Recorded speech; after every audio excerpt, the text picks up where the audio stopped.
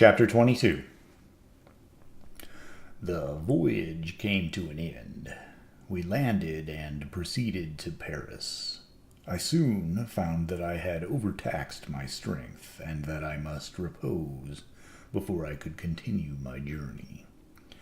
My father's care and attentions were indefatigable, but he did not know the origin of my sufferings, and sought erroneous methods to remedy the incurable ill. He wished me to seek amusement in society. I abhorred the face of man. Oh, not abhorred. They were my brethren, my fellow beings, and I felt attracted even to the most repulsive among them, as to creatures of an angelic nature and celestial mechanism. But I felt that I had no right to share their intercourse. I had unchained an enemy among them, whose joy it was to shed their blood, and to revel in their groans. How they would, each and all, abhor me, and hunt me from the world, did they know my unhallowed acts, and the crimes which had their source in me. My father yielded at length to my desire to avoid society, and strove by various arguments to banish my despair. Sometimes he thought that I felt deeply the degradation of being obliged to answer a charge of murder, and he endeavored to prove to me the futility of pride. "Alas, my father," said I, "how little do you know me. Human beings, their feelings and passions, would indeed be degraded if such a wretch as I felt pride.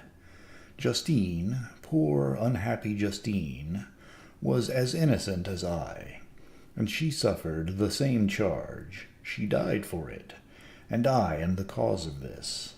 I murdered her. William, Justine, and Henry, they all died by my hands." My father had often, during my imprisonment, heard me make the same assertion.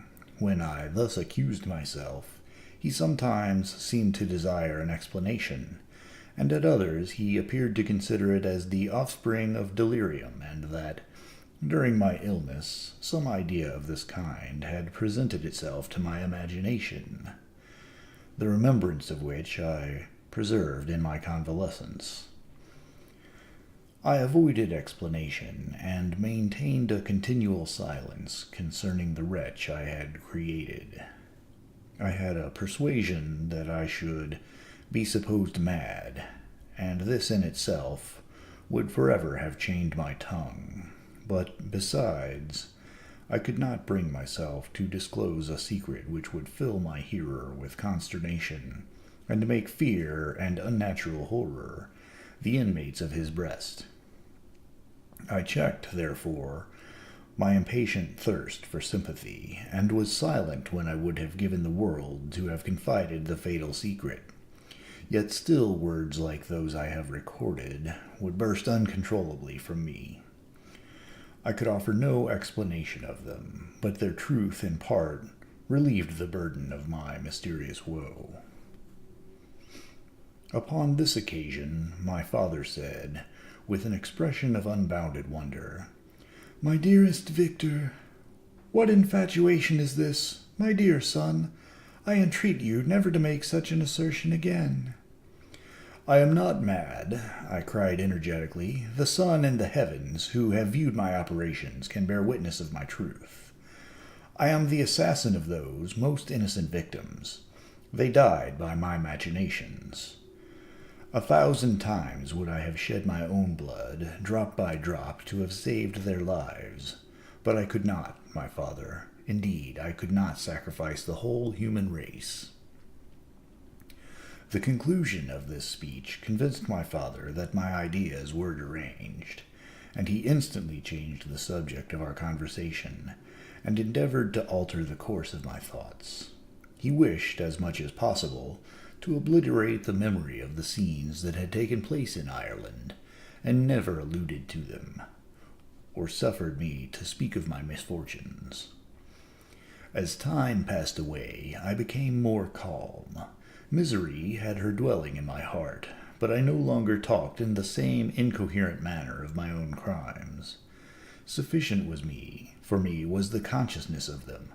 By the utmost self-violence, I curbed the imperious voice of wretchedness, which sometimes desired to declare itself to the whole world. And my manners were calmer and more composed than they had ever been since my journey to the Sea of Ice.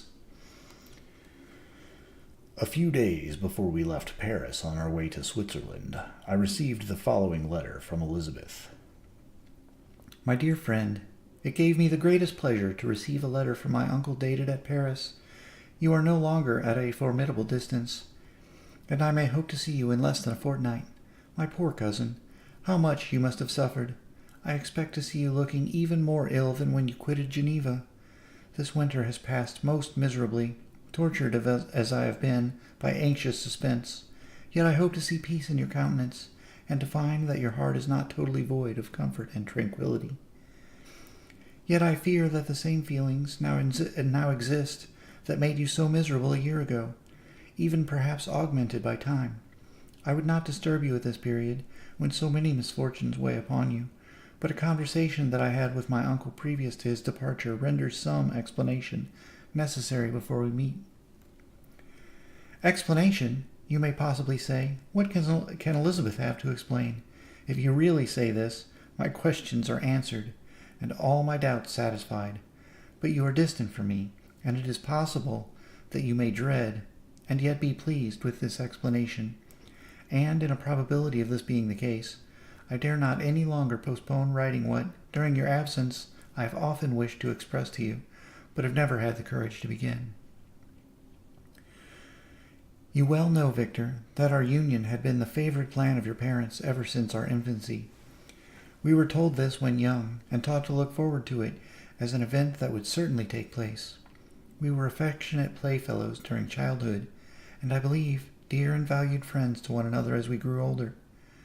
But as brother and sister often entertain a lively affection towards each other without desiring a more intimate union, may not such also be our case?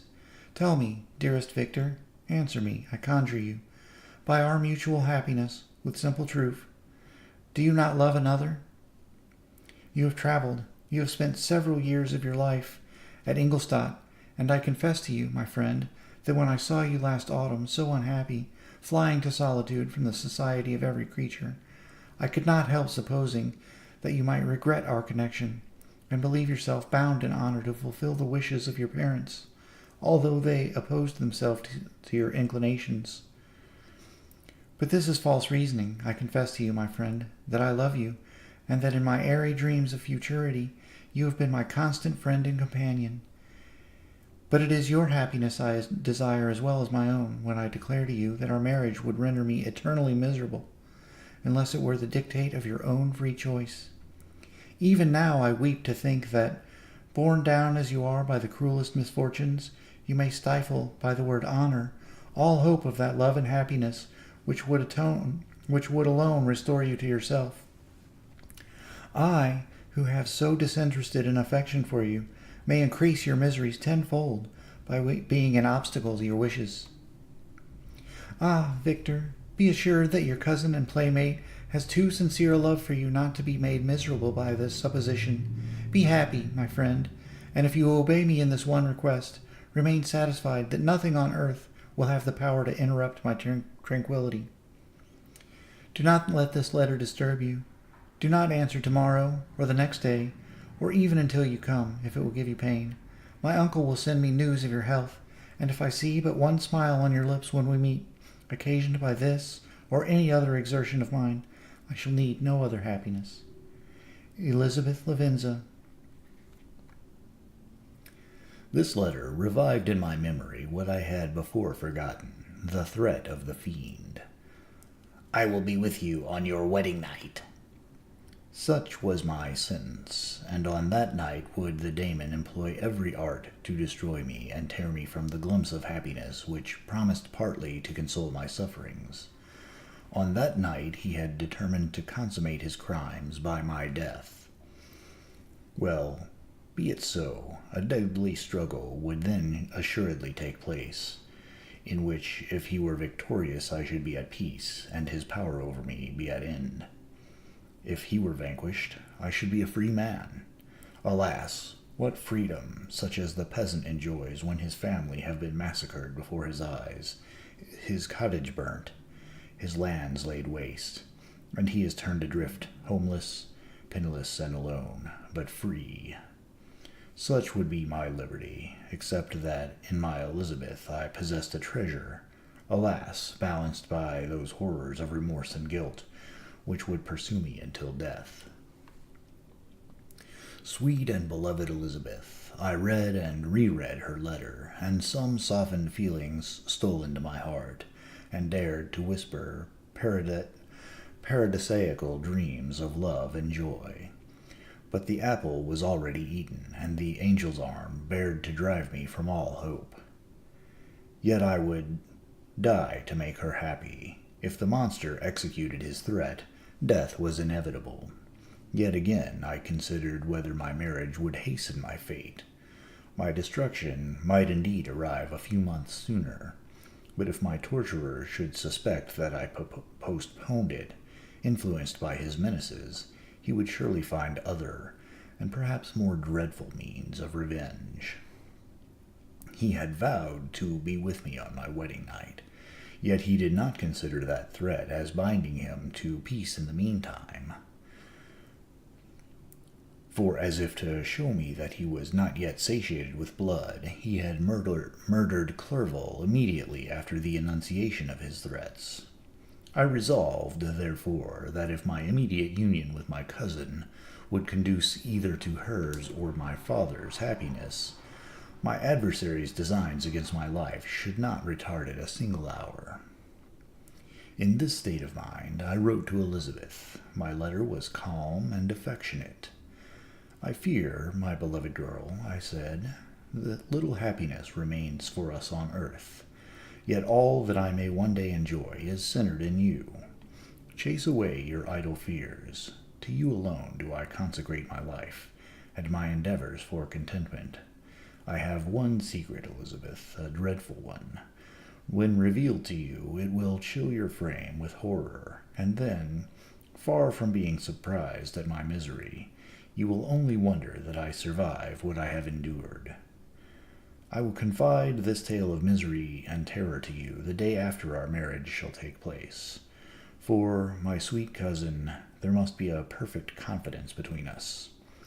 But until then, I conjure you, do not mention or allude to it. This I most earnestly entreat, and I know you will comply.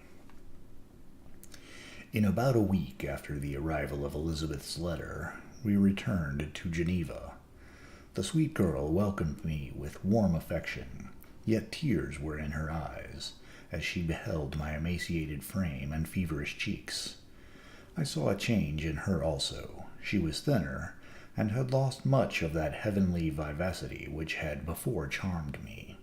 But her gentleness and soft looks of compassion made her a more fit companion for one blasted and miserable as I was. The tranquillity which I now enjoyed did not endure. Memory brought madness with it, and when I thought of what had passed, a real insanity possessed me. Sometimes I was furious and burnt with rage. Sometimes I was low and despondent. I neither spoke nor looked at anyone, but sat motionless, bewildered by the multitude of miseries that overcame me. Elizabeth alone had the power to draw me from these fits. Her gentle voice would soothe me when transported by passion, and inspire me with human feelings when sunk in torpor. She wept with me and for me. When reason returned, she would remonstrate and endeavor to inspire me with resignation.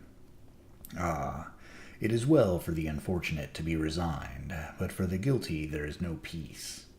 The agonies of remorse poison the luxury there is otherwise sometimes found in indulging the excess of grief. Soon after my arrival, my father spoke of my immediate marriage with Elizabeth. I remained silent. Have you, then, some other attachment?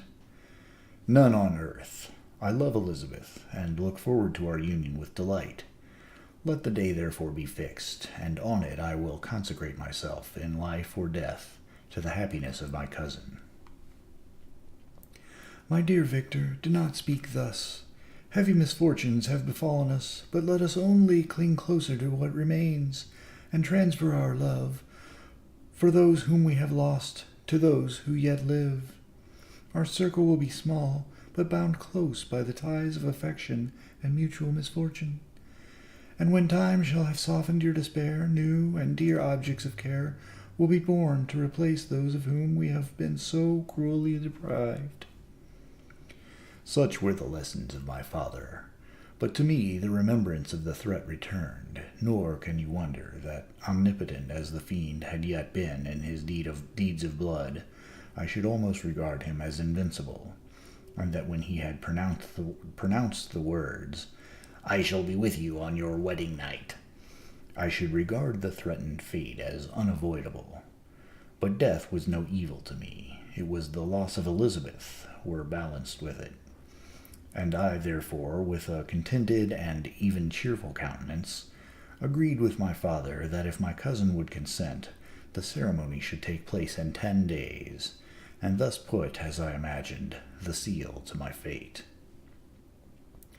Great God! If for one instant I had thought what might be the hellish intention of my fiendish adversary, I would rather have banished myself forever from my native country and wandered a friendless outcast over the earth, than have consented to this miserable marriage. But, as if possessed of magic powers, the monster had blinded me to his real intentions, and when I thought that I had prepared only my own death, I hastened that of a far dearer victim. As the period fixed for our marriage drew nearer, whether from cowardice or a prophetic feeling, I felt my heart sink within me, but concealed my feelings by an appearance of hilarity that brought smiles and joy to the countenance of my father, but hardly deceived the ever-watchful and nicer eye of Elizabeth. She looked forward to our union with placid contentment, not unmingled with a little fear, which past misfortune had impressed, that what now appeared certain and tangible happiness might soon dissipate into an airy dream and leave no trace but deep and everlasting regret. Preparations were made for the event.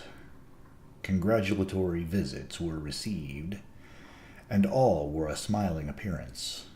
I shut up, as well as I could, in my own heart the anxiety that preyed there, and entered with seeming earnestness into the plans of my father, although they might only serve as the decorations of my tragedy.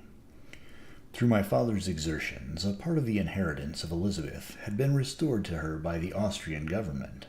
A small possession on the shores of Como belonged to her. It was agreed that, immediately after our union, we should proceed to the Villa Lavenza, and spend our first days of happiness beside the beautiful lake near which it stood. In the meantime, I took every precaution to defend my person. In case the fiend should openly attack me, I carried pistols and a dagger constantly about me, and was ever on the watch to prevent artifice, and by these means gained a greater degree of tranquillity. Indeed, as the period approached, the threat appeared more as a delusion, not to be regarded as worthy to disturb my peace, while the happiness I hoped for in my marriage wore a greater appearance of certainty. As the day fixed for its solemnization drew near, and I heard it continually spoken of as an occurrence which no accident could possibly prevent. Elizabeth seemed happy. My tranquil demeanor contributed greatly to calm her mind. But on the day that was to fulfill my wishes and my destiny, she was melancholy, and a presentiment of evil pervaded her. And perhaps also she thought of the dreadful secret which I had promised to reveal to her on the following day. My father was in the meantime overjoyed, and, in the bustle of preparation, only recognized in the melancholy of his niece the diffidence of a bride. After the ceremony was performed, a large party assembled at my father's, but it was agreed that Elizabeth and I should commence our journey by water.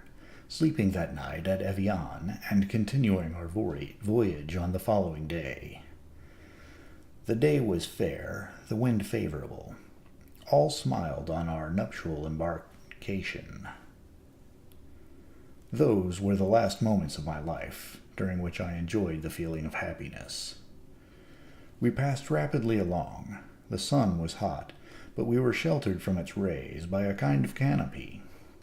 While we enjoyed the beauty of the scene, sometimes on one side of the lake, where we saw Mont Saleve, the pleasant banks of Montaglier, and at a distance, surmounting all, the beautiful Mont Blanc, and the assemblage of snowy mountains that in vain endeavor to emulate her, sometimes coasting the opposite banks, we saw the mighty Jura opposing its dark side to the ambition that would quit its native country, and an almost insurmountable barrier to the invader who should wish to enslave it.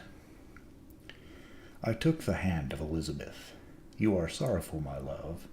Ah, if you knew what I have suffered, and what I may yet endure, you would endeavor to let me taste the quiet and freedom from despair, that this one day, at least, permits me to enjoy." "Be happy, my dear Victor," replied Elizabeth. "There is, I hope, nothing to distress you, and be assured that if a lively joy is not painted in my face, my heart is contented. Something whispers to me not to depend too much on the prospect that it is open before us. But I will not listen to such a sinister voice.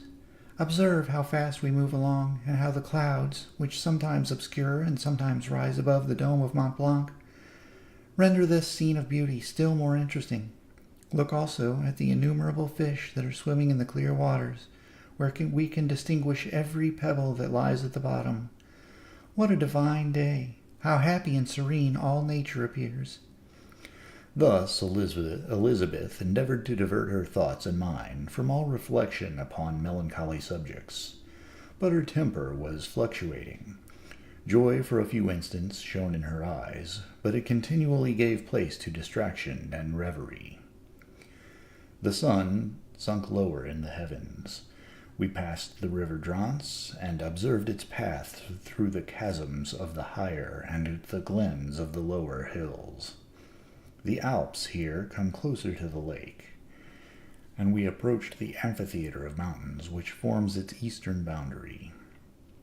The spire of Evian shone under the woods that surrounded it, and the range of mountain above mountain by which it was overhung. The wind, which had hitherto carried us along with amazing rapidity, sunk at sunset to a light breeze. The soft air just ruffled the water, and caused a pleasant motion among the trees as we approached the shore, from which it wafted the most delightful scent of flowers and hay. The sun sunk beneath the horizon as we landed, and as I touched the shore, I felt those cares and fears revive, which soon were to clasp me and cling to me forever. Chapter 23.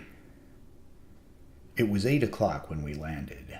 We walked for a short time on the shore, enjoying the transitory light, and then retired to the inn, and contemplated the lovely scene of waters, woods, and mountains, obscured in darkness, yet still displaying their black outlines. The wind, which had fallen in the south, now rose with great violence in the west. The moon had reached her summit in the heavens, and was beginning to descend. The clouds swept across it, swifter than the flight of the vulture, and dimmed her rays, while the lake reflected the scene of the busy heavens, rendered still busier by the restless waves that were beginning to rise. Suddenly, a heavy storm of rain descended. I had been calm during the day, but so soon as night obscured the shapes of objects, 1,000 fears arose in my mind. I was anxious and watchful, while my right hand grasped a pistol which was hidden in my bosom. Every sound terrified me, but I resolved that I would sell my life dearly, and not shrink from the conflict until my own life, or that of my adversary, was extinguished. Elizabeth observed my agitation for some time in timid and fearful silence, but there was something in my glance which communicated terror to her, and trembling, she asked, What is it that agitates you, my dear Victor? What is it you fear? Oh, peace, peace, my love, replied I. This night, and all will be safe, but this night is dreadful, very dreadful. I passed an hour in this state of mind, when suddenly I reflected how fearful the combat which I momentarily expected would be to my wife, and I earnestly entreated her to retire, resolving not to join her until I had obtained some knowledge as to the situation of my enemy. She left me, and I continued some time walking up and down the passages of the house, and inspecting every corner that might afford a retreat to my adversary. But I discovered no trace of him, and was beginning to conjecture that some fortunate chance had intervened to prevent the execution of his menaces, when suddenly I heard a shrill and dreadful scream. It came from the room into which Elizabeth had retired. As I heard it, the whole truth rushed into my mind. My arms dropped, the motion of every muscle and fiber was suspended. I could feel the blood trickling in my veins and tingling in the extremities of my limbs. This state lasted for but an instant. The scream was repeated, and I rushed into the room. Great God! Why did I not then expire? Why am I here to relate the destruction of the best hope and the purest creature of earth? She was there, lifeless and inanimate, thrown across the bed, her head hanging down, and her pale and distorted features half covered by her hair. Everywhere I turn, I see the same figure, her bloodless arms and relaxed form flung by the murderer on its bridal bier. Could I behold this and live? Alas, life is obstinate and clings closest where it is most hated. For a moment only did I lose recollection. I fell senseless on the ground. When I recovered, I found myself surrounded by the people of the inn. Their countenances expressed a breathless terror, but the horror of others appeared only as a mockery, a shadow of the feelings that oppressed me. I escaped from them to the room where lay the body of Elizabeth, my love, my wife, so lately living, so dear, so worthy. She had been moved from the posture in which I had first beheld her, and now, as she lay, her head upon her arm, and a handkerchief thrown across her face and neck, I might have supposed her asleep. I rushed towards her and embraced her with ardor, but the deadly languor and coldness of the limbs told me that what I now held in my arms had ceased to be the Elizabeth whom I had loved and cherished. The murderous mark of the fiend's grasp was on her neck, and the breath had ceased to issue from her lips. While I hung over her in the agony of despair, I happened to look up. The windows of the room had before been darkened, and I felt a kind of panic on seeing the pale yellow light of the moon illuminate the chamber. The shutters had been thrown back, and, with a sensation of horror not to be described, I saw at the open window a figure the most hideous and abhorred. A grin was on the face of the monster. He seemed to jeer, as with his fiendish finger he pointed towards the corpse of my wife. I rushed towards the window, and drawing a pistol from my bosom, fired. But he eluded me, leapt from his station, and running with the swiftness of lightning, plunged into the lake. The report of the pistol brought a crowd into the room. I pointed to the spot where he had disappeared, and we followed the track with boats. Nets were cast, but in vain. After passing several hours, we returned hopeless, most of my companions believing it to have been a form conjured up by my fancy. After having landed, they proceeded to search the country, parties going in different directions among the woods and vines. I attempted to accompany them, and proceeded a short distance from the house, but my head whirled round. My steps were like those of a drunken man. I fell at last in a state of utter exhaustion. A film covered my eyes, and my skin was parched with the heat of fever. In this state, I was carried back and placed on a bed, hardly conscious of what had happened. My eyes wandered round the room, as if to seek something that I had lost. After an interval, I arose, and as if by instinct, crawled into the room where the corpse of my beloved lay. There were women weeping around. I hung over it and joined my sad tears to theirs. All this time, no distinct idea presented itself to my mind, but my thoughts rambled to various subjects, reflecting confusedly on my misfortunes and their cause. I was bewildered in a cloud of wonder and horror. The death of William, the execution of Justine, the murder of Clerval, and lastly of my wife. Even at that moment I knew not that my only remaining friends were safe from the malignity of the fiend. My father, even now, might be writhing under his grasp, and Ernest might be dead at his feet. This idea made me shudder and recalled me to action.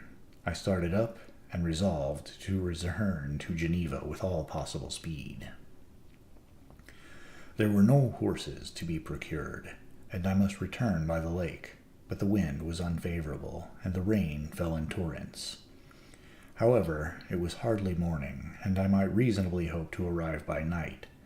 I hired men to row, and took an oar myself, for I had always experienced relief from mental torment in bodily exercise.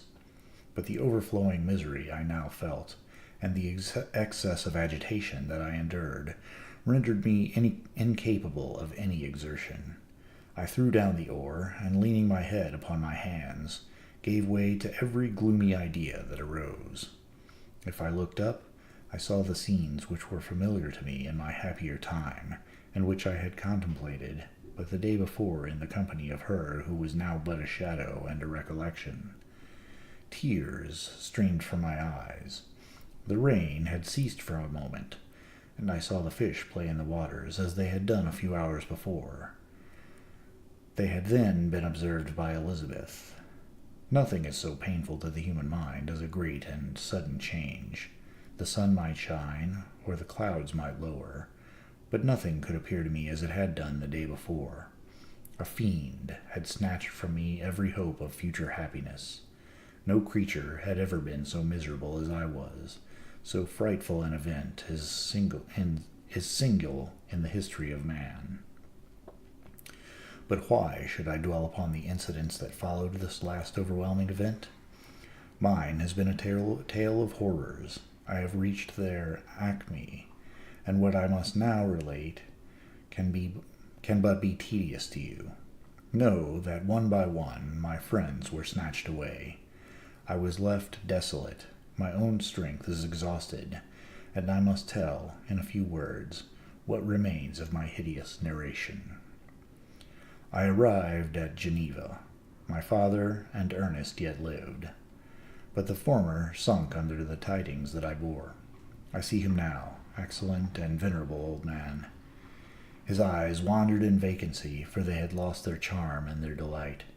His Elizabeth, his more than daughter, whom he doted on with all that affection which a man feels, who in the decline of life, having few affections, clings more earnestly to those that remain. Cursed be the fiend that brought misery on his gray hairs, and doomed him to waste in wretchedness. He could not live under the horrors that were accumulated around him. The springs of existence suddenly gave way. He was unable to rise from his bed, and in a few days he died in my arms. What then became of me, I know not. I lost sensation, and chains and darkness were the only objects that pressed upon me. Sometimes, indeed, I dreamt that I wandered in flowery meadows and pleasant vales with the friends of my youth, but I awoke and found myself in a dungeon. Melancholy followed, but by degrees I gained a clear conception of my miseries and situation, and was then released from my prison, for they had called me mad, and during many months, as I understood, a solitary cell had been my habitation. Liberty, however, had been an useless gift to me. I had not, as I awakened to reason, at the same time awakened to revenge. As the memory of past misfortunes pressed upon me, I began to reflect upon their cause. The monster whom I had created, the miserable daemon whom I had sent abroad into the world for my destruction. I was possessed by a maddening rage when I thought of him, and desired and ardently prayed that I might have him within my grasp to wreak a great and single revenge on his cursed head. Nor did my hate long confine itself to useless wishes. I began to reflect on the best means of securing him, and for this purpose, about a month after my release, I repaired to a criminal judge in the town, and told him that I had an accusation to make, that I knew the destroyer of my family, and that I required him to exert his whole authority for the apprehension of the murderer. The magistrate listened to me with attention and kindness. "Be assured, sir," said he, "no pains or exertions on my part shall be spared to discover the villain." "I thank you," replied I. "Listen, therefore, to the deposition that I have to make. It is indeed a tale so strange that I should fear you would not credit it, were there not something in truth which, however wonderful, forces conviction. The story is too connected to be mistaken for a dream, and I have no motive for falsehood.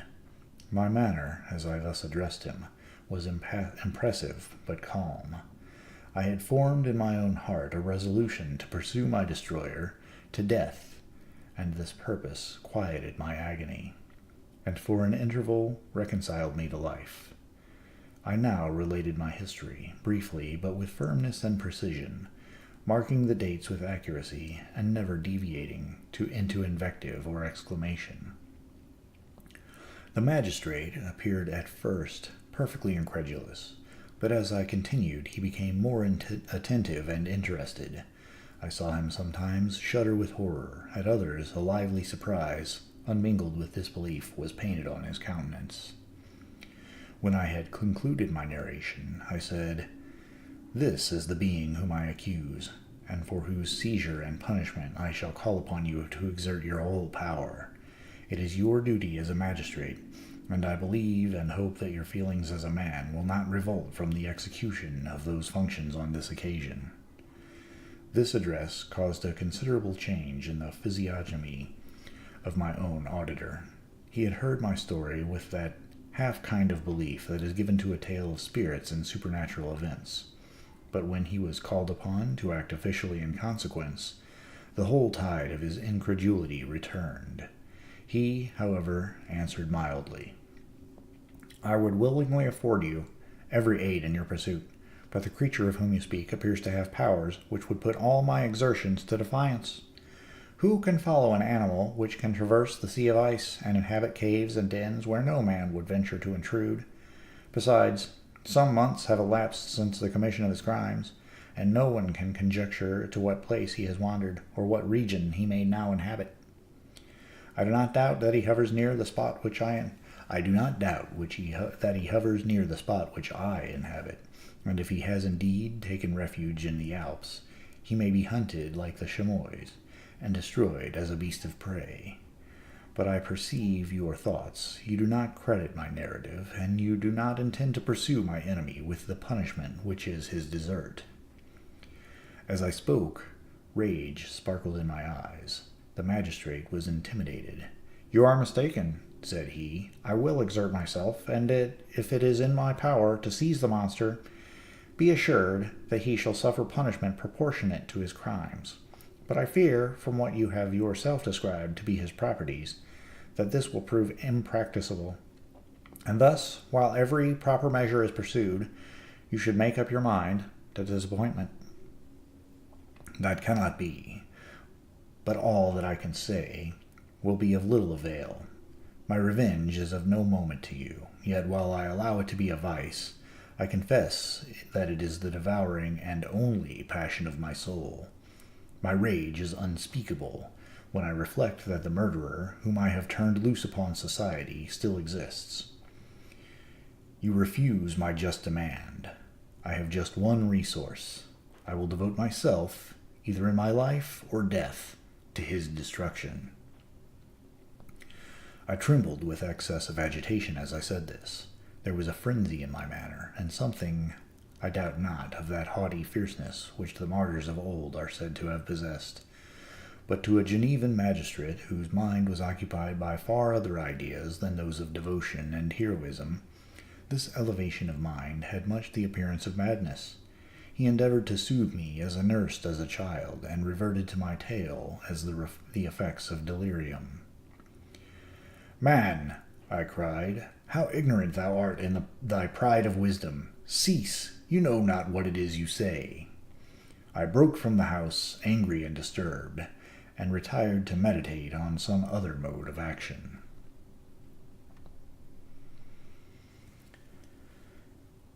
Chapter 24. My present situation was one in which all voluntary thought was swallowed up and lost.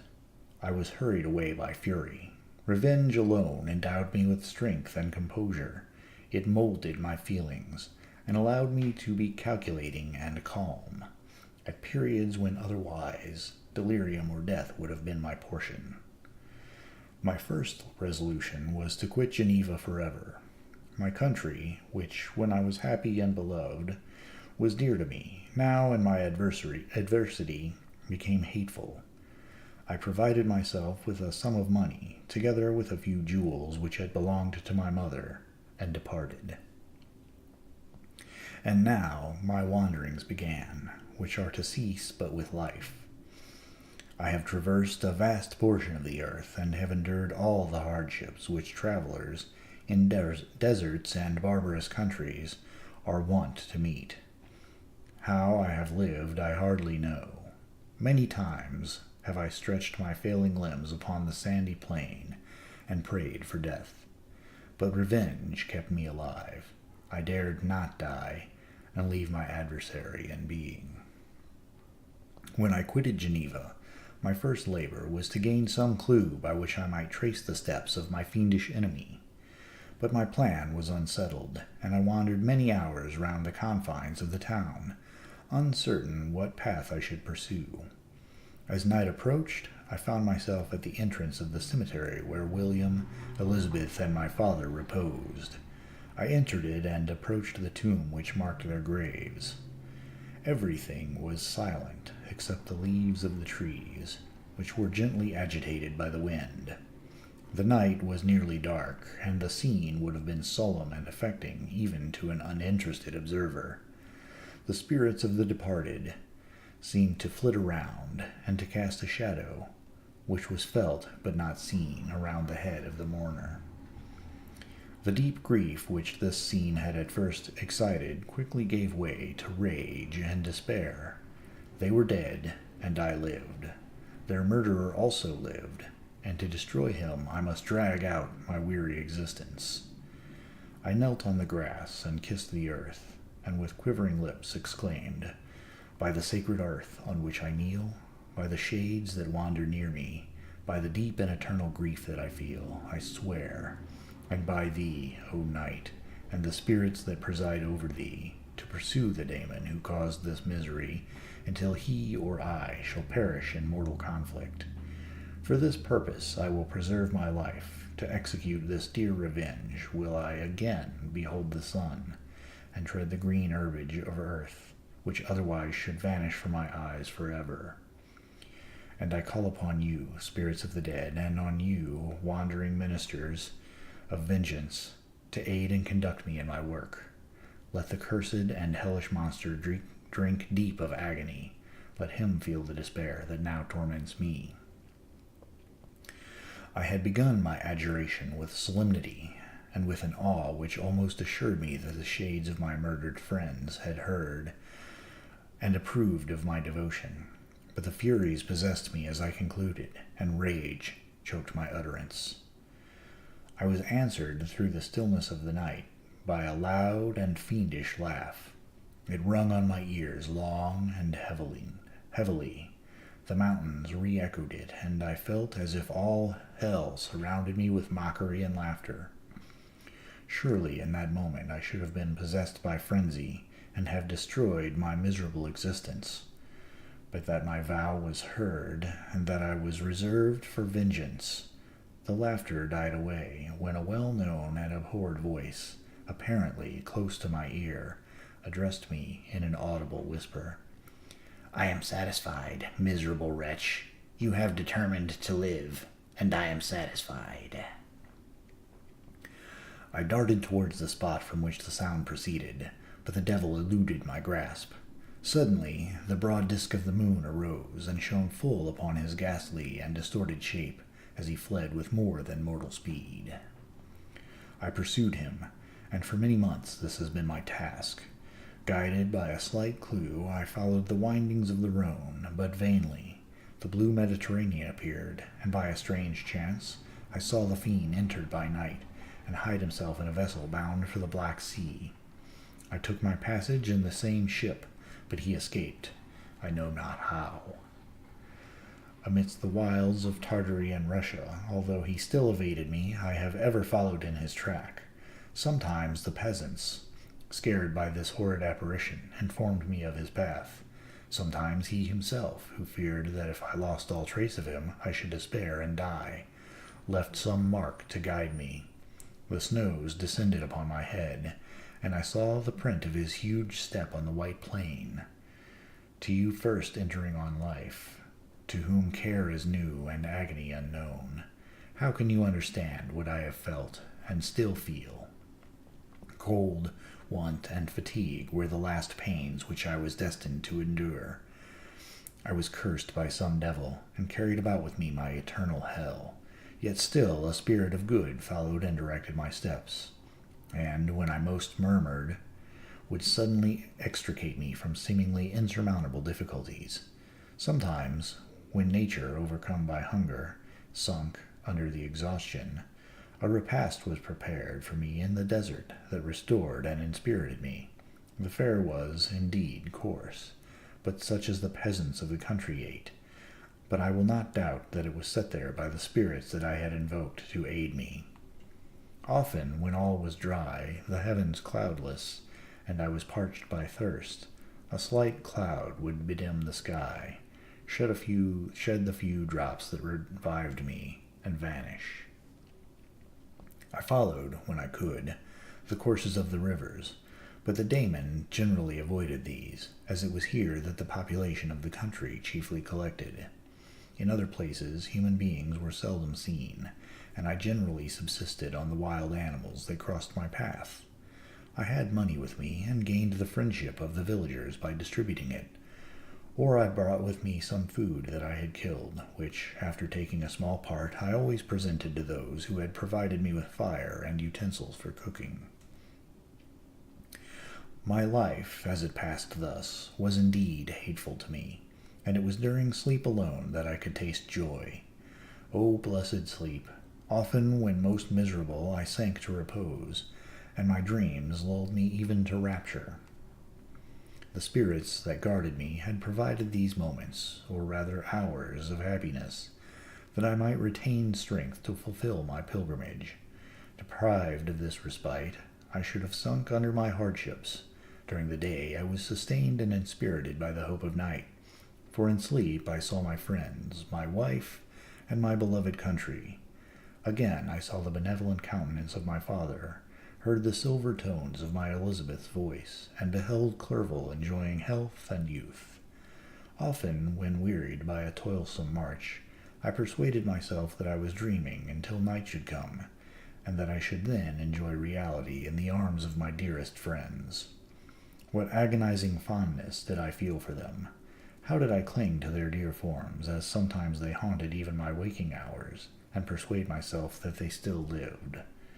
At such moments, vengeance that burned within me died in my heart, and I pursued my path toward the destruction of the Daemon, more as a task enjoined by heaven, as the mechanical impulse of some power of which I was unconscious, than as the ardent desire of my soul. What his feelings were, whom I pursued, I cannot know. Sometimes, indeed, he left marks in writing on the barks of the trees, or cut in stone, that guided me and instigated my fury. My reign is not yet over. These words were legible in one of these inscriptions. You live, and my power is complete. Follow me. I seek the everlasting ices of the north, where you will feel the misery of cold and frost, to which I am impassive. You will find near this place, if you follow not too tardily, a dead hare. Eat and be refreshed. Come on, my enemy, we have yet to wrestle for our lives, but many hard and miserable hours must you endure until that period shall arrive. Scoffing devil, again do I vow vengeance. Again do I devote thee, miserable fiend, to torture and death. Never will I give up my search until he or I perish. And then, with what ecstasy I shall join my Elizabeth and my departed friends, who even now prepare for me the reward of my tedious toil and horrible pilgrimage. As I still pursued my journey to the northward, the snows thickened and the cold increased in a degree almost too severe to support. The peasants were shut up in their hovels, and only a few of the most hardy ventured forth to seize the animals whom starvation had forced from their hiding places to seek for prey. The rivers were covered with ice, and no fish could be procured, and thus I was cut off from my chief article of maintenance. The triumph of my enemy increased with the difficulty of my labors. One inscription that he left was in these words: "Prepare your toils, only begin. Wrap yourself in furs, and provide food, for we shall soon enter upon a journey where your sufferings will satisfy my everlasting hatred." My courage and perseverance were invigorated by these scoffing words.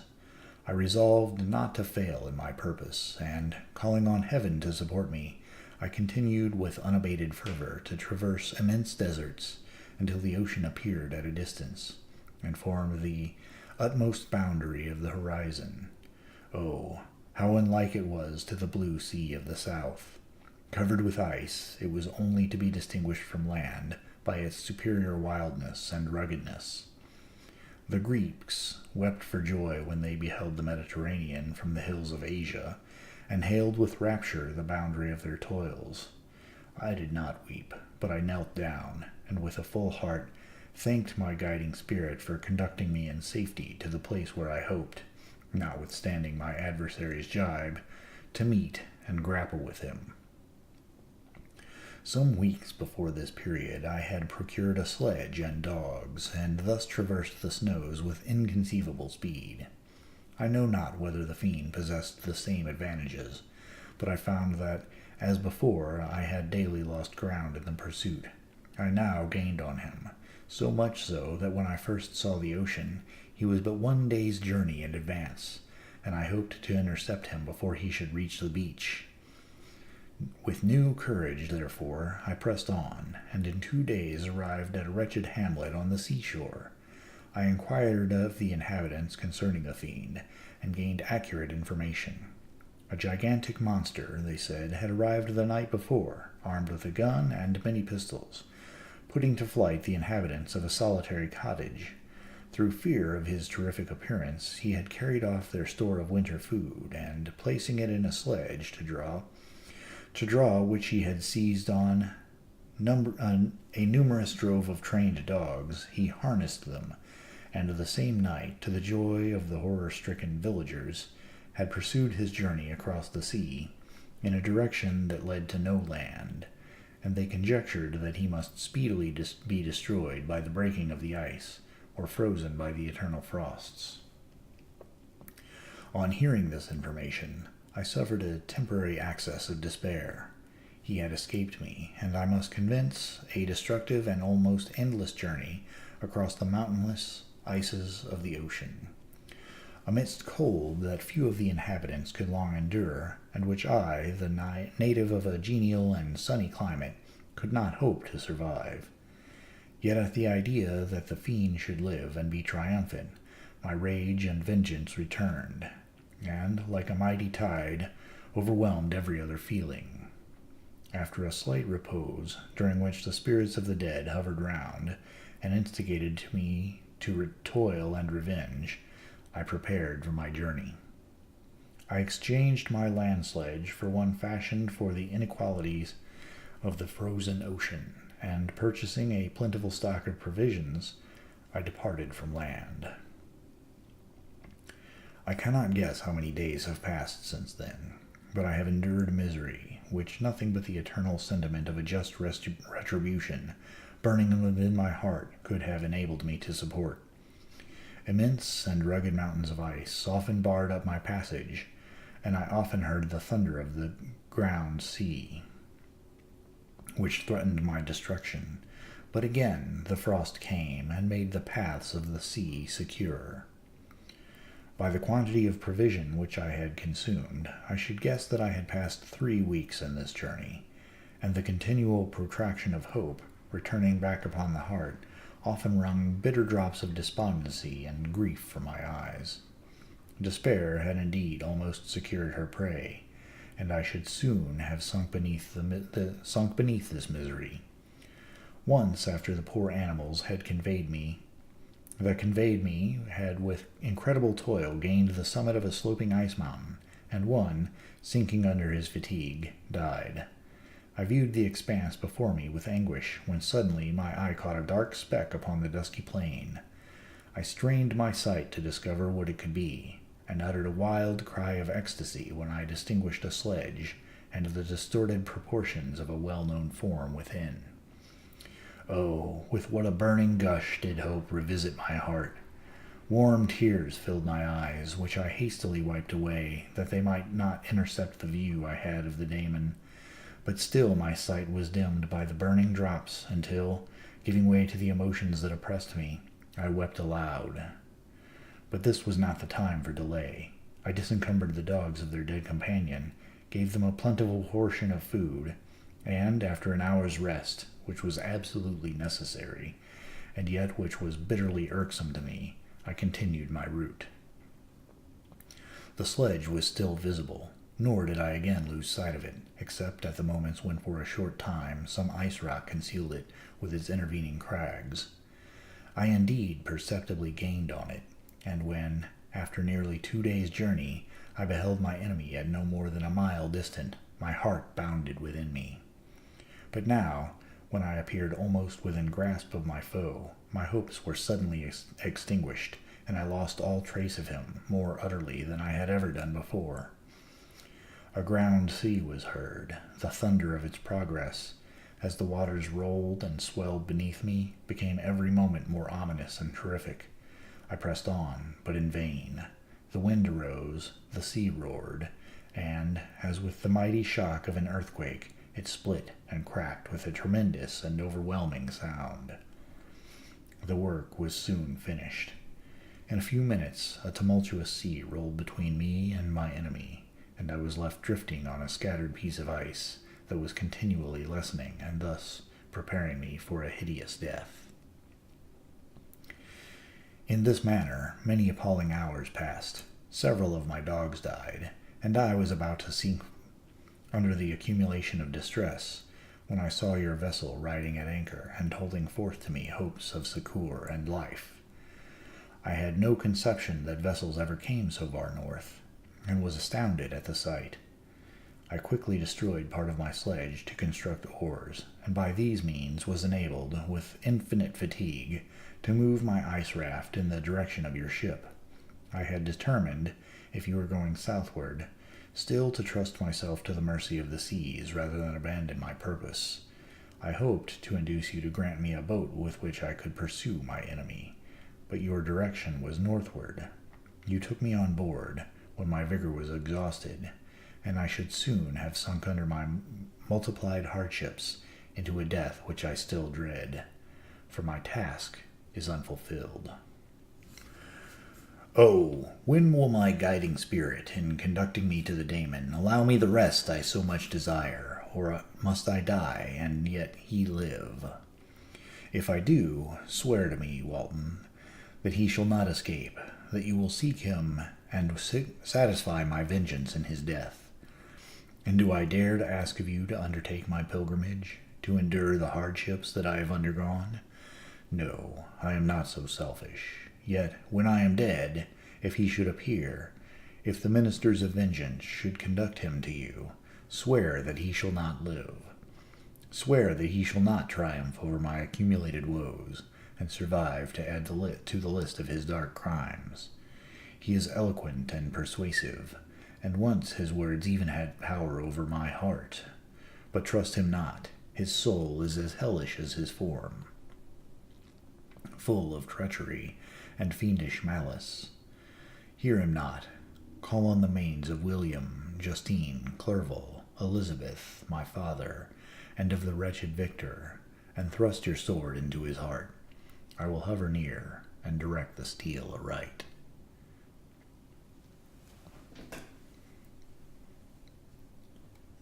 Walton, in continuation.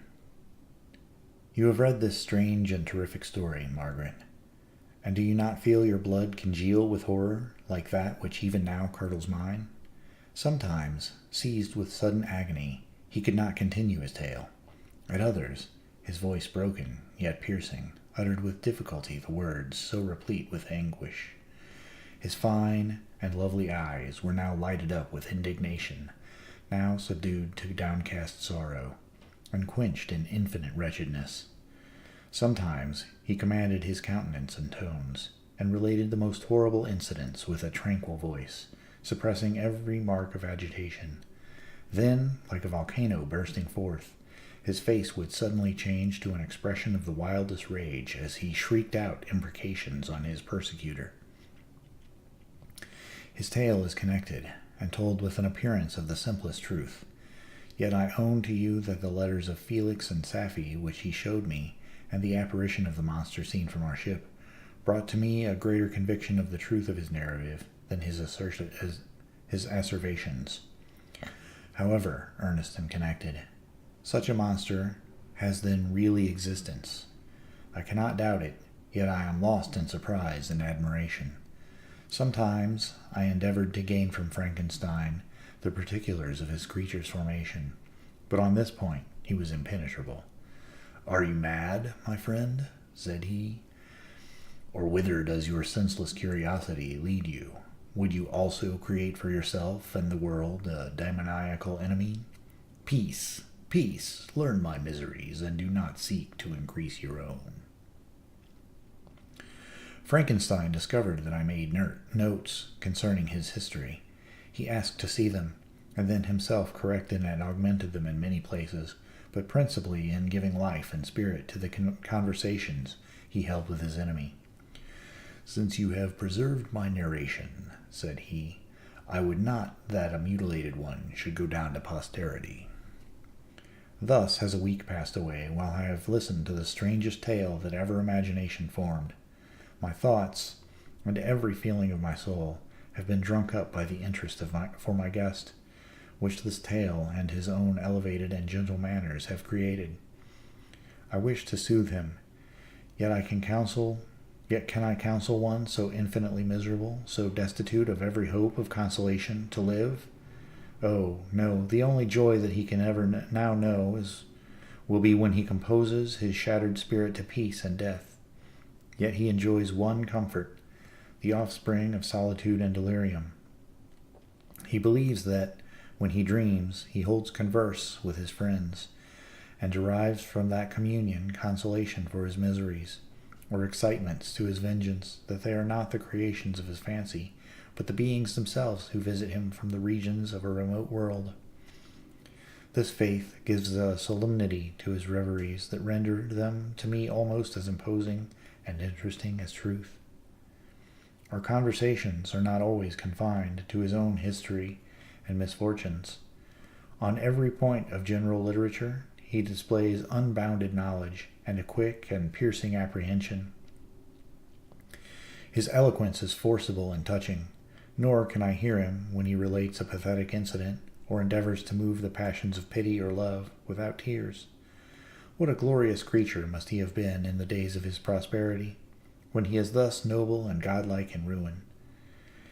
He seems to fuel his own worth and the greatness of his fall. "When younger," said he, "I believed myself destined for some great enterprise.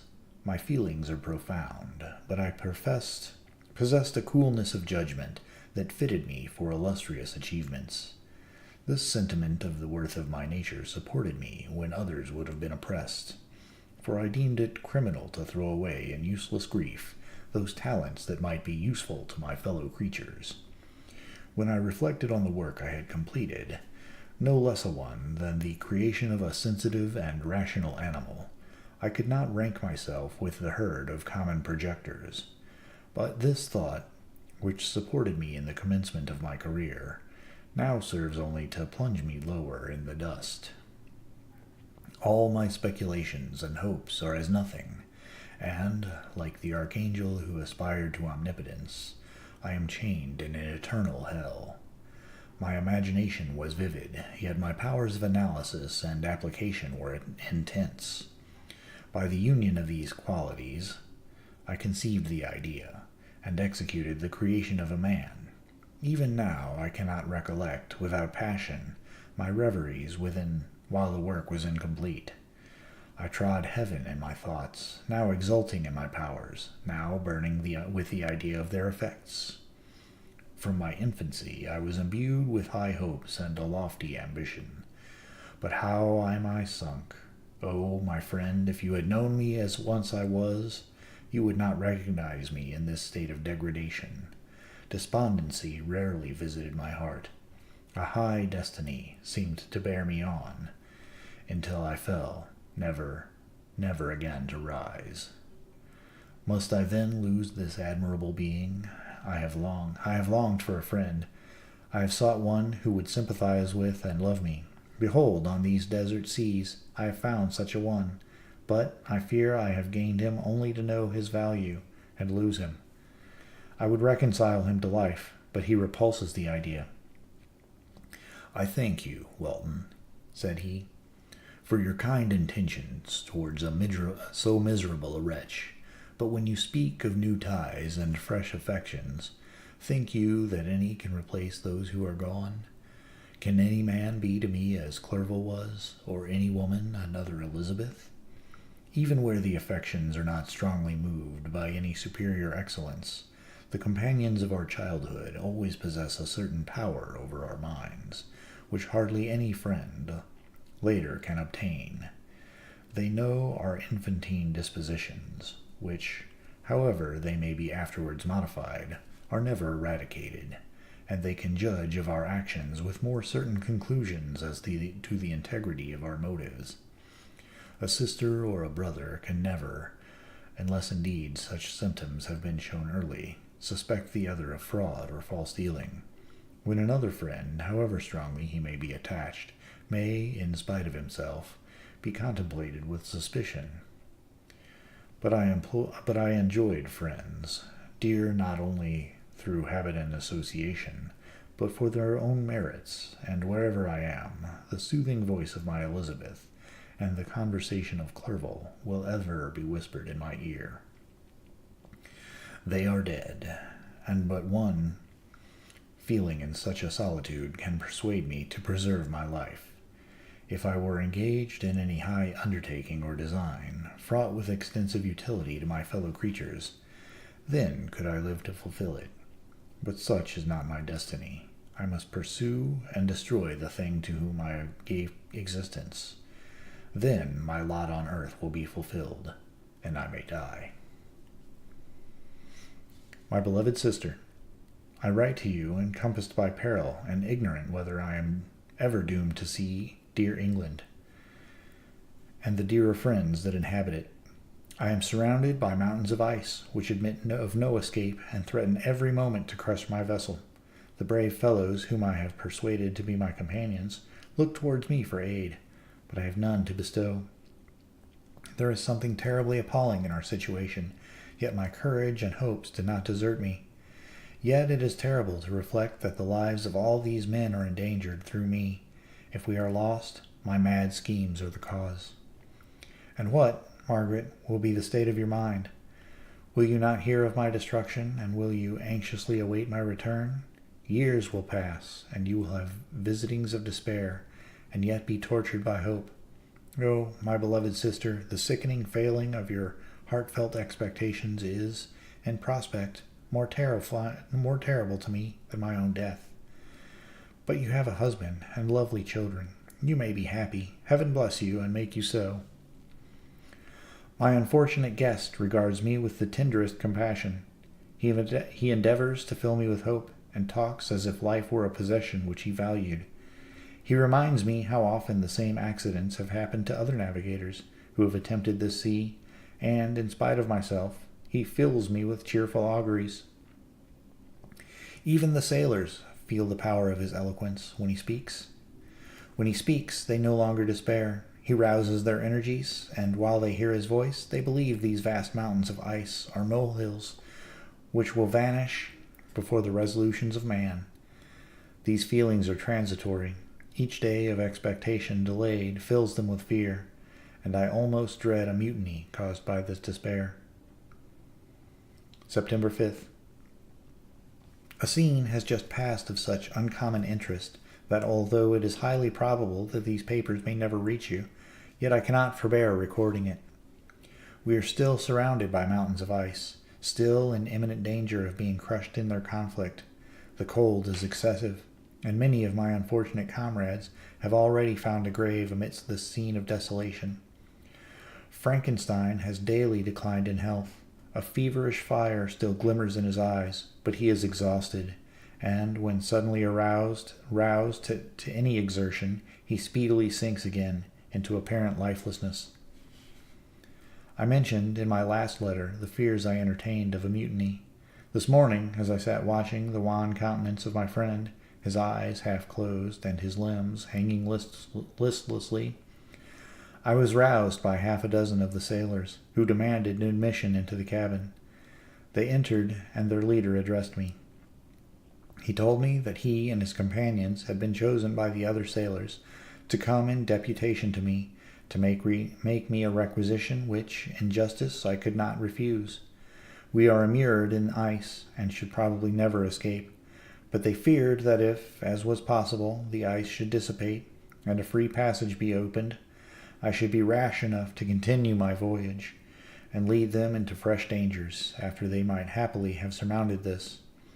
They insisted, therefore, that I should engage with a solemn promise that if the vessel should be freed, I would instantly direct my course southward. This speech troubled me. I had not despaired, nor had I yet conceived the idea of returning, if set free. Yet could I, in justice, or even in possibility, refuse this demand? I hesitated before I answered, when Frankenstein, who had at first been silent, and, indeed, appeared hardly to have force enough to attend, now roused himself. His eyes sparkled, and his cheeks flushed with momentary vigor. Turning towards the men, he said, "What do you mean?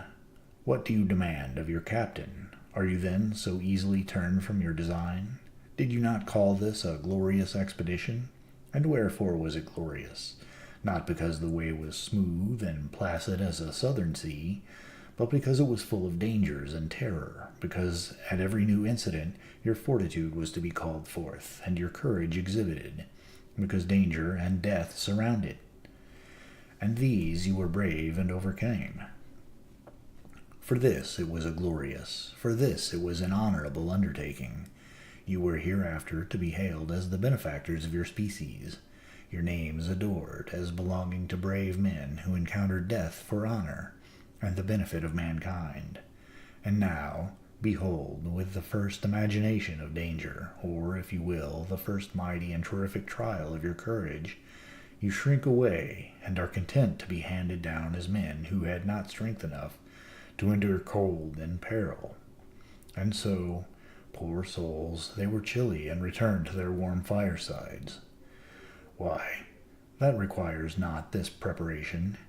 You need not have come thus far and dragged your captain to the shame of a defeat, merely to prove yourselves cowards. Oh, be men, or be more than men. Be steady to your purpose, and firm as a rock. This ice is not made of such stuff as your hearts may be. It is mutable, and cannot withstand you, if you say that it shall not. Do not return to your families with the stigma of disgrace marked on your brows. Return as heroes who have fought and conquered, and who know not what it is to turn their backs on the foe." He spoke this with a voice so modulated to the different feelings expressed in his speech, with an eye so full of lofty design and heroism, that can you wonder that these men were moved? They looked at one another, and were unable to reply. I spoke. I told them to retire and consider of what had been said. that I would not lead them farther north if they strenuously desired the contrary, but that I hoped that, with reflection, their courage would return. They retired, and I turned towards my friend, but he was sunk in languor and almost deprived of life. How all this will terminate, I know not, but I had rather die than return shamefully, my purpose unfulfilled. Yet I fear such will be my fate. The men, unsupported by ideas of glory and honor, can never willingly continue to endure their present hardships. September 7th. The die is cast. I have consented to return if we are not destroyed. Thus are my hopes blasted by cowardice and indecision. I come back ignorant and disappointed. It requires more philosophy than I possess to bear this injustice with patience. September 12th. It is past. I am returning to England. I have lost my hopes of utility and glory. I have lost my friend, but I will endeavor to detail these bitter circumstances to you, my dear sister, and while I am wafted towards England and towards you, I will not despond. September 9th, the ice began to move, and roarings like thunder were heard at a distance, as the islands split and cracked in every direction. We were in the most imminent peril, but as we could only remain passive, my chief attention was occupied by my unfortunate guest, whose illness increased in such a degree that he was entirely confined to his bed. The ice cracked behind us, and was driven with force towards the north. A breeze sprung from the west, and on the 11th the passage toward the south became perfectly free. When the sailors saw this, and that their return to their native country was apparently assured, a shout of tumultuous joy broke from them, loud and long continued. Frankenstein, who was dozing, awoke, and asked the cause of the tumult. "They shout," I said, "because they will soon return to England." "Do you really, then, return?" "Alas, yes. I cannot withstand their demands. I cannot lead them unwillingly to danger, and I must return." "Do so, if you will, but I will not. You may give up your purpose, but mine is assigned to me by heaven, and I dare not. I am weak, but surely the spirits who assist my vengeance will endow me with sufficient strength." Saying this, he endeavored to spring from the bed, but the exertion was too great for him. He fell back and fainted. It was long before he was restored, and I often thought that life was entirely extinct. At length he opened his eyes. He breathed with difficulty and was unable to speak. The surgeon gave him a composing draught and ordered us to leave him undisturbed. In the meantime, he told me that my friend had certainly not many hours to live. His sentence was pronounced, and I could only grieve and be patient. I sat by his bed, watching him. His eyes were closed, and I thought he slept, but presently he called to me in a feeble voice, and, bidding me come near, said, "Alas, the strength I relied on is gone. I feel that I shall soon die, and he, my enemy and persecutor, may still be in being. Think not, Walton, that in the last moments of my existence I feel that burning hatred and ardent desire for revenge I once expressed, but I feel myself justified in desiring the death of my adversary. During these last days I have been occupied in examining my past conduct, nor do I find it blamable. In a fit of enthusiastic madness, I created a rational creature that was bound towards him, to assure, as far as was in my power, his happiness and well-being. This was my duty, but there was another still paramount to that. My duties towards the beings of my own species had greater claims to my attention, because they included a greater proportion of happiness or misery. Urged by this view, I refused, and did right in refusing, to create a companion for the first creature. He showed unparalleled malignity and selfishness. In evil, he destroyed my friends. He devoted to destruction beings who possessed exquisite sensations, happiness, and wisdom. Nor do I know where his thirst for vengeance may end. Miserable himself, that he may render no other wretched, he ought to die. The task of his destruction was mine, but I have failed. When actuated by selfish and vicious motives, I asked you to undertake my unfinished work, and I renew this request now, when I am only induced by reason and virtue. Yet I cannot ask you to renounce your country and friends to fulfill this task, and now that you are returning to England, you will have little chance of meeting with him. But the consideration of these points, and the well-balancing of what you may esteem your duties, I leave to you. My judgment and ideas are already disturbed by the near approach of death. I dare not ask you to do what I think right, for I may still be misled by passion. That he should live to be an instrument of mischief disturbs me. In other respects, this hour, when I momentarily expect my release, is the only happy one which I have enjoyed for several years. The forms of the beloved dead flit before me, and I hasten to their arms. Farewell, Walton. Seek happiness and tranquillity, and avoid ambition, even if it be only the apparently innocent one of distinguishing yourself in science and discoveries. Yet why do I say this? I have myself been blasted in these hopes. Yet another may succeed. His voice became fainter as he spoke, and at length, exhausted by his effort, he sunk into silence. About half an hour afterwards, he attempted again to speak, but was unable. He pressed my hand feebly, and his eyes closed forever, while the irradiation of a gentle smile passed away from his lips. Margaret, what comment can I make on the untimely extinction of this glorious spirit? What can I say that will enable you to understand the depth of my sorrow? All that I should express would be inadequate and feeble. My tears flow. My mind is overshadowed by a cloud of disappointment, but I journey towards England, and I may there find consolation. I am interrupted. What do these sounds portend? It is midnight. The breeze blows fairly, and the watch on deck scarcely stir.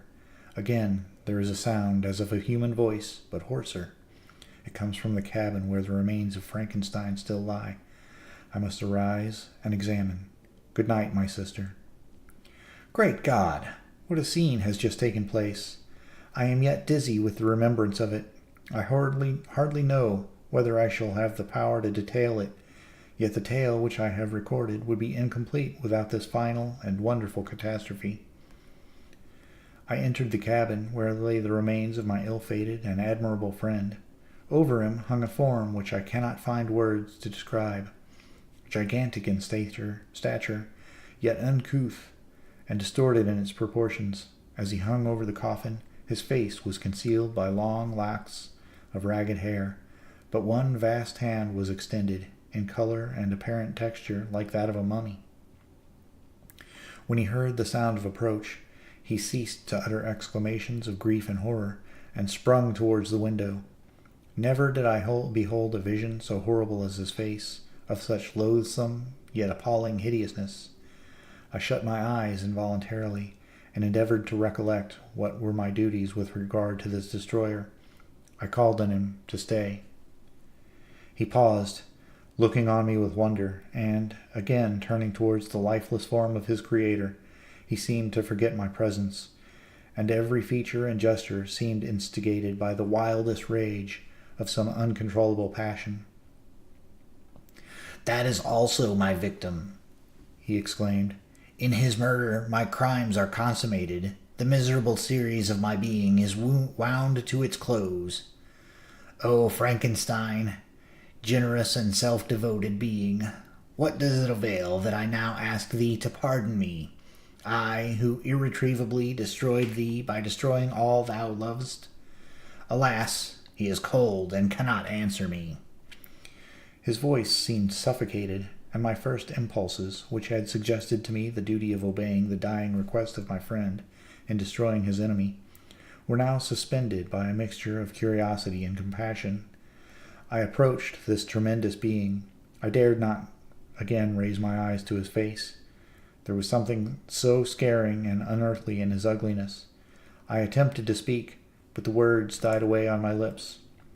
The monster continued to utter wild and incoherent self-reproaches.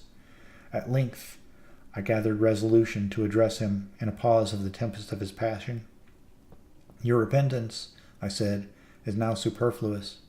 If you had listened to the voice of conscience and heeded the stings of remorse before you had urged your diabolical vengeance to this extremity, Frankenstein would have yet lived. And do you dream? Said the daemon. Do you think that I was then dead to agony and remorse?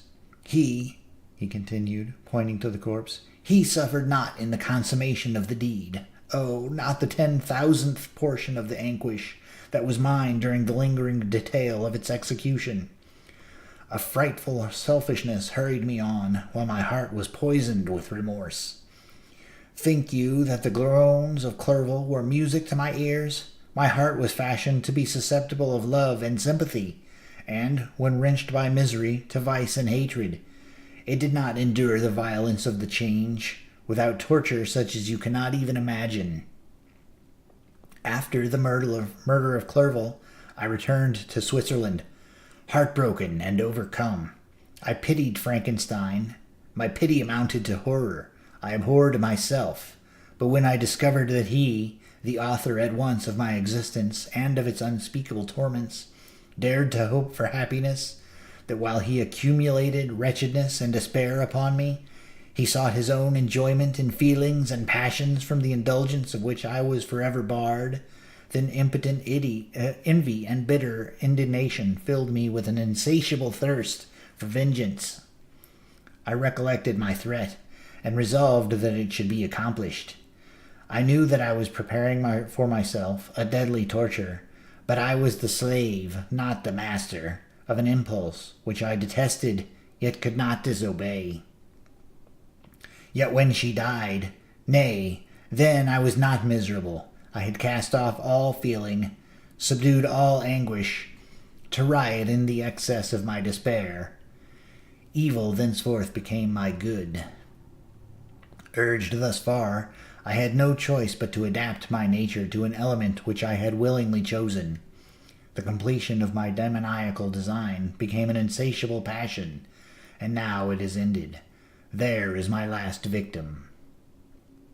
I was at first touched by the expression of his misery, yet when I called to mind what Frankenstein had said of his powers of eloquence and persuasion, and when I again cast my eyes on the lifeless form of my friend, indignation was rekindled within me. "Wretch," I said, "it is well that you have come here to whine over the desolation that you have made. You throw a torch into a pile of buildings, and when they are consumed, you sit among the ruins and lament the fall. Hypocritical fiend, if he whom you mourn still lived, still he would be the object, again, he would become the prey of your accursed vengeance. It is not pity that you feel. You lament only because the victim of your malignity is withdrawn from your power." "Oh, it is not thus, not thus," interrupted the being. "Yet such must be the impression conveyed to you by what appears to be the purport of my actions. Yet I seek not a fellow feeling in my misery. No sympathy may I ever find. When I first sought it, it was the love of virtue, the feelings of happiness and affection with which my whole being overflowed, that I wished to be participated. But now that virtue has become to me a shadow, and that happiness and affection are turned into bitter and loathing despair. In what should I seek for sympathy? I am content to suffer alone, while my sufferings shall endure. When I die, I am well satisfied that abhorrence and opprobrium should load my memory. Once my fancy was soothed with dreams of virtue, of fame, and of enjoyment. Once I falsely hoped to meet with beings who, pardoning my outward form, would love me for the excellent qualities which I was capable of unfolding. I was nourished with high thoughts of honor and devotion. But now crime has degraded me beneath the meanest animal.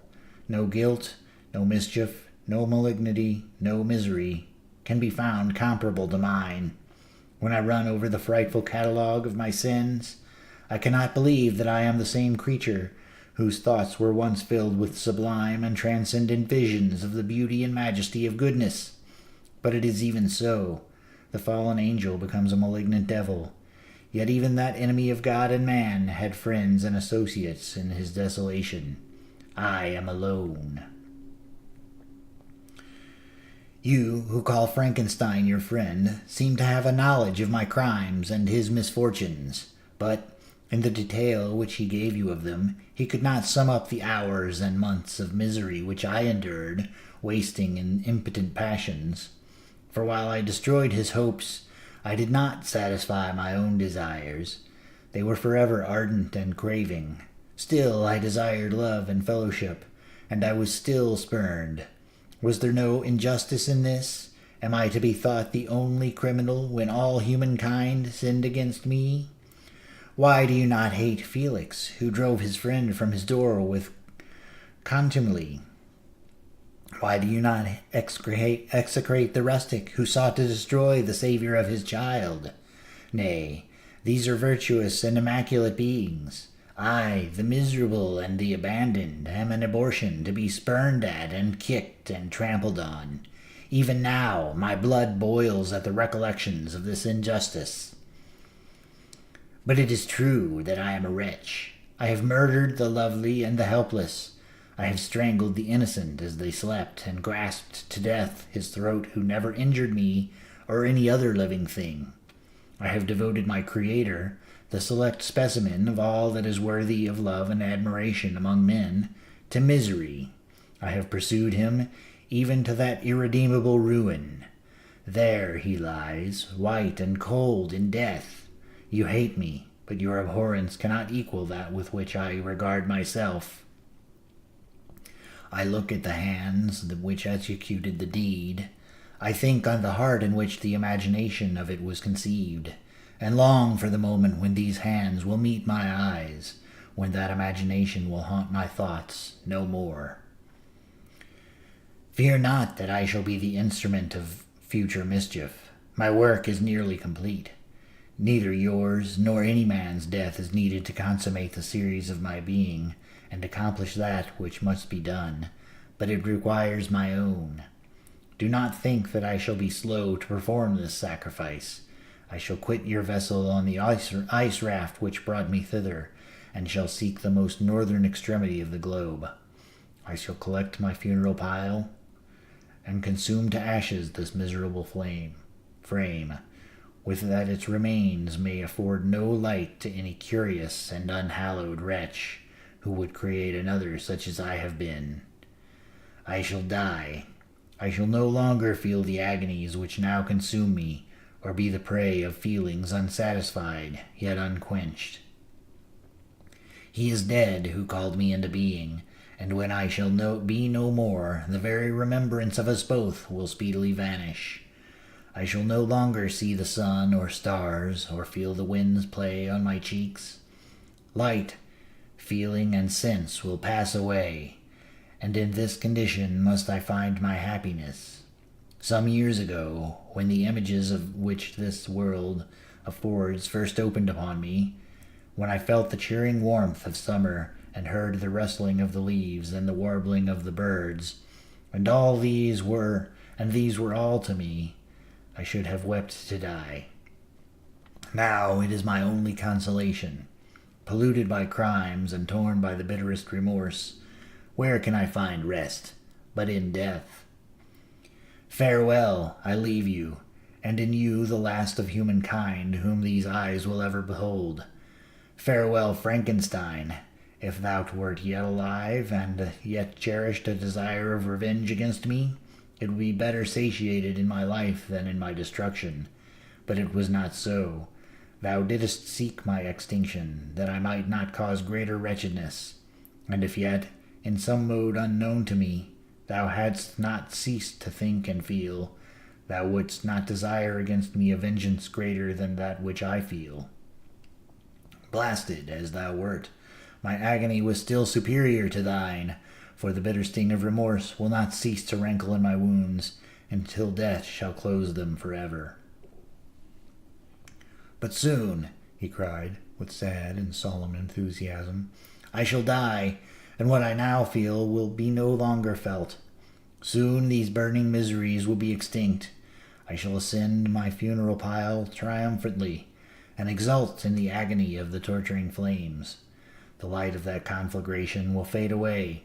My ashes will be swept into the sea by the winds. My spirit will sleep in peace, or, if it thinks, it will not surely think thus. Farewell." He sprung from the cabin window, and as he said this, upon the ice raft which lay close to the vessel, he was soon borne away by the waves and lost in darkness and distance. The end.